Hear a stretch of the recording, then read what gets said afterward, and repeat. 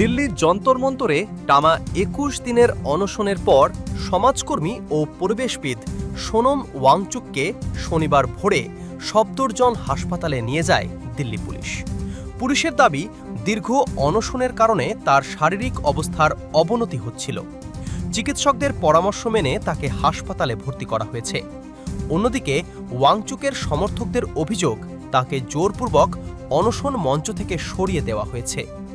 ঘটনাকে কেন্দ্র করে যন্তর মন্তর এলাকায় উত্তেজনা ছড়ায়।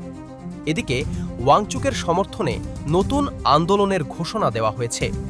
পুলিশ বলছে, পদক্ষেপটি নেওয়া হয়েছে তার স্বাস্থ্য সুরক্ষার জন্য। सुबह 7 बजे जब मैं यहाँ से निकला फ्रेश होने के लिए, तभी पुलिस के गुंडे यहाँ आए, सोनम सर को घसीट कर गाली गलौज करके लेकर गए। 60 साल से जो इंसान है, जो भूख हड़ताल पर बैठा हुआ था 20 दिनों से, 60 साल के इंसान को जो 20 दिनों से भूखा था, उसको दिल्ली पुलिस गाली गलौज करके घसीट कर यहाँ से जबरदस्ती उठाकर लेकर गई। ये कहाँ लेकर गई हमें पता नहीं। जैसे ही मुझे ये खबर मिली, मैं जंतर मंतर आ रहा था, पुलिस वालों ने मुझे भी मारपीट की, मुझे भी सड़कों पर घसीटा और गेट बंद करके मुझे अंदर रखा और कहता है तू जंतर मंतर कैसा जाता है हम देख लेते हैं।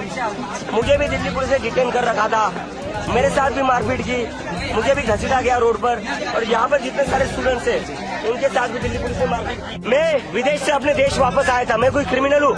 मेरे को तो इन लोगों ने सड़कों पर घसीटा, मेरे को सड़कों पर मारा इन लोगों ने। और जब मैं चिल्ला रहा था मदद के लिए, मेरा मुंह दबाया गया दिल्ली पुलिस के द्वारा और कहते क्यों चिल्ला रहा है तू बहुत चर्बी चढ़ गई तुम लोगों में, अब दिखा दे हम तुम लोगों को हम क्या है। ये दिल्ली पुलिस का रवैया, ये गुंडे